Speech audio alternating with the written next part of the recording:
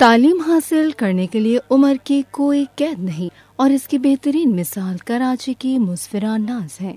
2 بچوں کی والدہ مسفرہ ناز نے Karachi intermediate board commerce private کے امتحانات میں تیسری پوزیشن حاصل کر لی۔